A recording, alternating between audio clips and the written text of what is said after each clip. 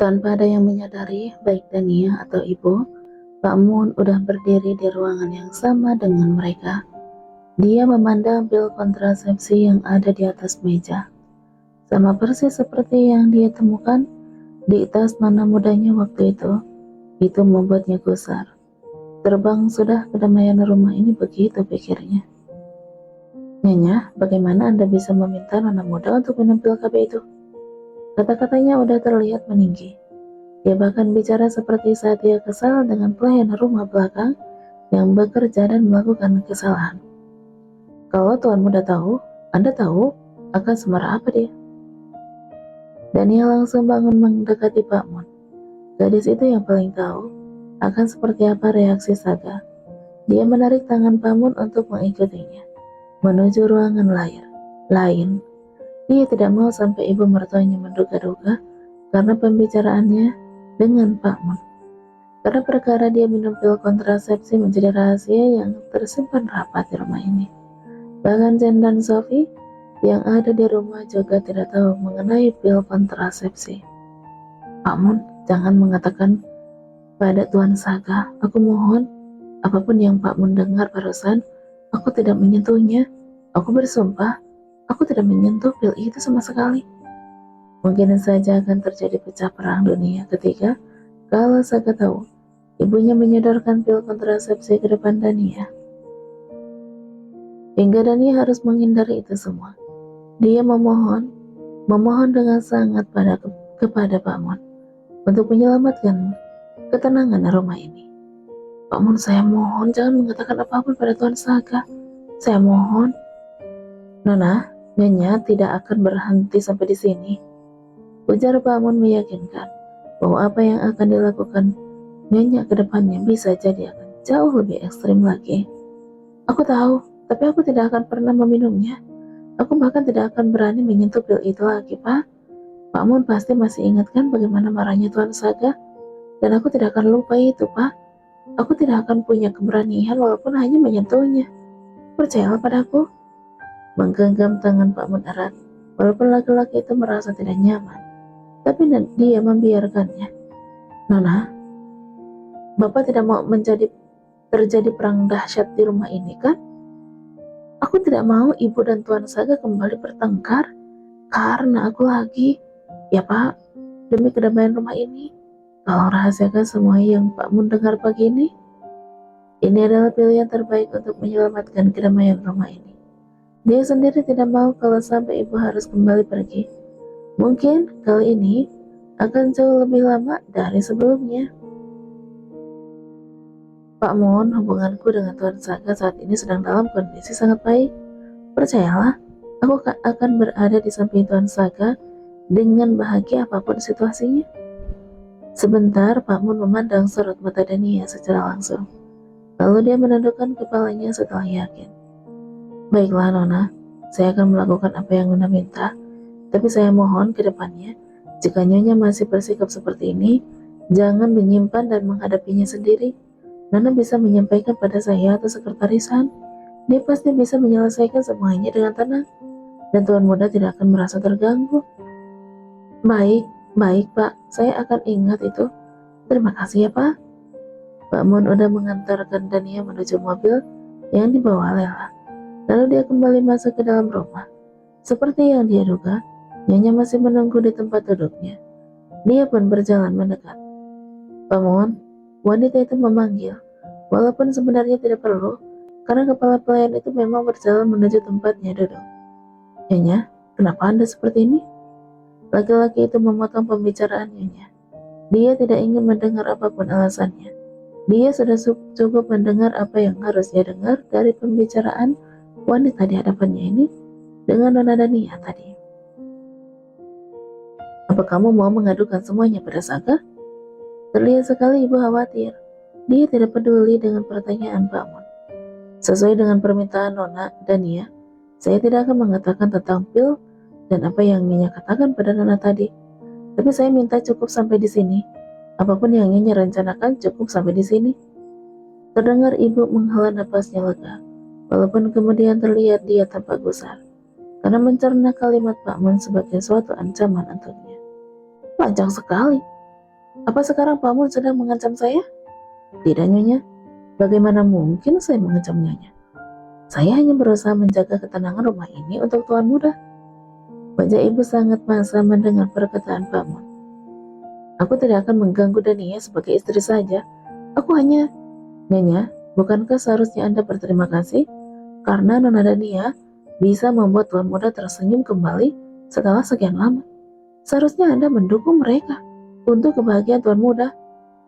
Sebuah argumen sederhana yang dilontarkan karena Pak Mun yakin kalau Nyonya juga melihat kebahagiaan di mata Tuan Saga, bahwa saat ini Nona mudanya adalah wanita yang akan memberi pengaruh besar dalam hidup Saga.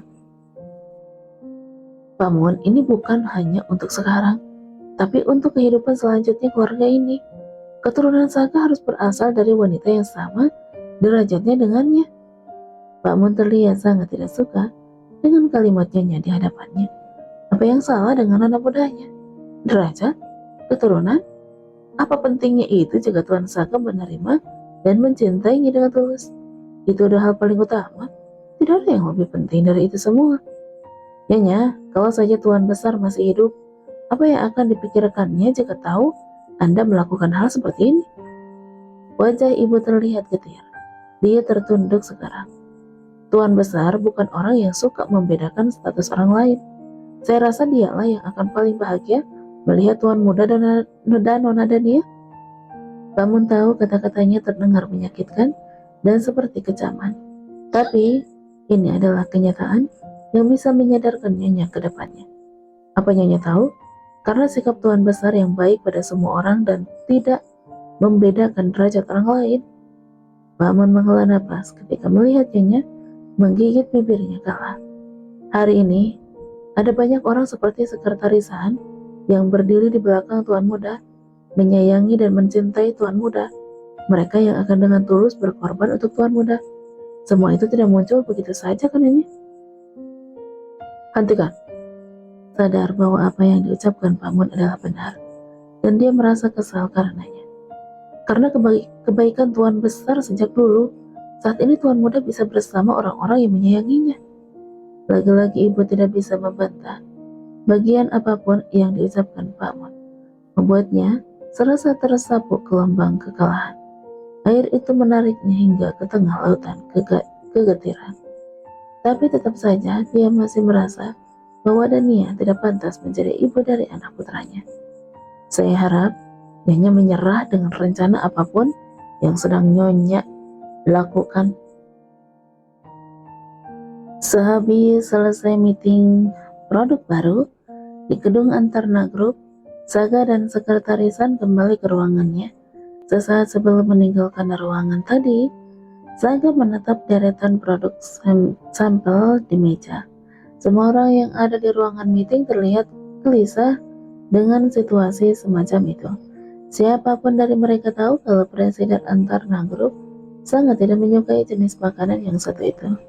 Tapi mau bagaimana lagi, tuntutan pasar serta peluang yang luar biasa besar di produk pangan instan membuat mereka tidak mau melepaskan kesempatan mendapat keuntungan. Hanya satu kalimat yang diucapkan Saga, tapi akan membawa tanggung besar di pundak mereka. Paling tidak bukan hanya lidah kalian yang merasa enak, tapi tubuh kalian juga tidak akan sakit kalau memakannya. Artinya, buatlah makanan dengan gizi seimbang, walaupun itu adalah makanan instan. Kenapa kebanyakan orang tergila-gila dengan makanan instan? Saga berdecak agak kesal sebenarnya. Sampailah mereka di depan ruangannya. Staf sekretaris di depan ruangannya bangun saat mereka mendekat. Menundukkan kepala mereka sopan. Karena praktis dan enak di lidah. Han menjawab sambil membukakan pintu ruangan. Saga masuk meninggalkan Han yang masih berada di dekat pintu. Dia menggerakkan tangannya agar salah satu stafnya mendekat. Siapkan buah dan jus segar seperti biasa. Perintahnya kepada staf sekretaris yang sudah berdiri di depannya. Baik Tuan. Setelahnya Han langsung menarik handle pintu. Dia mengedarkan pandangan menyapu ruangan, mendekati Saga yang udah duduk di sofa. menyandarkan kepalanya. Mereka bahkan bisa berpikir untuk membuat bakso aci instan. Bukannya seharusnya bakso itu dari daging kan? Benar-benar kehilangan kata-kata. Versi makanan low budget tapi kepopulerannya bahkan mengalahkan produk aslinya. Di negara kita memang banyak sekali makanan cita rasa lokal yang bisa dibuat makanan instan, tuan. Han menyebutkan beberapa jenis jajanan populer yang udah banyak beredar. Kalau dulu mungkin hanya dikenal mie instan saja sebagai olahan pangan praktis, enak di lidah dan mengenyangkan. Tapi sekarang semua jenis makanan hampir sudah memiliki versi instannya. Jauhkan Dania, Jen dan Sophie dari semua makanan itu. Apa itu yang sering dia makan? Cilok? Tadi adakan cilok instan? Saga memberi penekanan 2 kali agar Han benar-benar menegur pola makan adik-adiknya. Jen dan Sophie masih sering kedapatan makan makanan seenaknya, hanya memperdulikan lidah mereka aja. Biarkan mereka makan sesekali, tapi jangan terlalu sering, dan juga tetap beri label peringatan di kemasan produk untuk konsumen, peringatan untuk tidak dikonsumsi setiap hari. Baik tuan, sepertinya budaya makan kita memang sudah perlahan bergeser. Saat ini makanan pedas atau makanan instan memang sedang sangat populer, apalagi di kalangan anak muda. Food blogger yang saat ini populer di portal pemutar video juga membawa banyak sekali peran dalam bergesernya pola konsumsi masyarakat. Para penggiat ekonomi sudah melihat pasar itu saat ini melakukan iklan melalui seleb media sosial atau vlogger jauh lebih menguntungkan dan menjangkau masyarakat. Efektif membidik target market jualan. Ketukan pintu menghentikan pembicaraan mereka. Han bangun menerima nampan berisi buah dan juga jus segar. Dia membawanya dan meletakkannya di atas meja. Silakan tuan. Dan Han, carikan pengganti Lela untuk Dania. Sepertinya udah waktunya dia kembali ke perusahaan. Saga menerima gelas yang disodorkan Han. Aku yang akan menentukan sendiri. Kau pilih aja orangnya dan bawa padaku. Apa Anda punya kriteria tertentu, tuan? Sejujurnya saat ini tidak ada satu nama pun yang masuk dalam daftar seleksi sekretarisan. Membuatnya mendesak sendiri, tapi membiarkan Lela untuk tetap menjadi sopir nona Dania juga bukan pilihan tepat. Dia masuk jajaran top 100 orang kepercayaan di Antarna Group. Kepemimpinannya udah dia buktikan. Dan yang pasti Han bisa mendelegasikan kebijakan penting pada Lela menyangkut perusahaan. Terlihat Saga berpikir sejenak, mungkin sedang menyusun kriteria khusus tentang asisten yang dia inginkan. Tidak ada, sambil memasukkan potongan buah ke mulutnya. Cih, kenapa Anda malas berpikir sih sekarang ini? Han bergumam sendiri dalam pikirannya. Tidak ada syarat khusus, dia hanya harus perempuan. Diam sebentar. Bisa bela diri, paling tidak selevel dengan Lela. Tidak banyak bicara, tapi tahu apa yang harus dia kerjakan. Dan yang pasti dia bisa melindungi Dania dalam situasi apapun. Kalau perlu cari yang bisa tinggal di rumah. Anda masih bilang tidak ada kriteria khusus? Lalu itu apa? Sebelum bulan madu, bawa dia padaku. Apa? Bulan madu? Bahkan udah di depan mata. Han terlihat mulai memilih nama-nama di kepalanya. Dia mendapati beberapa nama dalam jajaran pengawal terlatih yang dulu pernah secara langsung ada di bawahannya.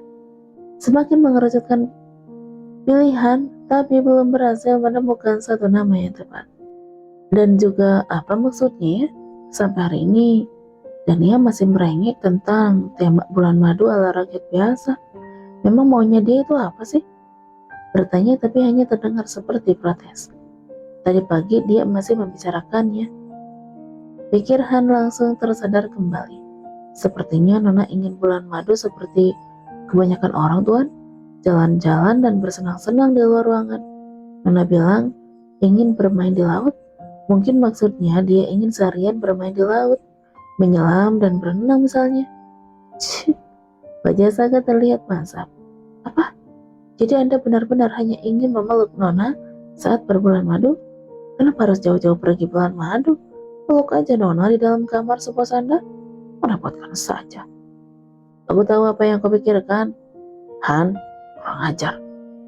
Saga melemparkan garpu yang habis dia pakai. Han tergelak menerimanya, lalu ikut makan buah yang ada di atas meja. Baiklah, atau 51% bermain di luar dan 49% menghabiskan waktu di kamar. Apa? Hanya beda 1%. Apa Anda pikir Nona Dania sepintar itu sampai tahu bedanya? Tuan muda, apa Nona bisa melihat bedanya?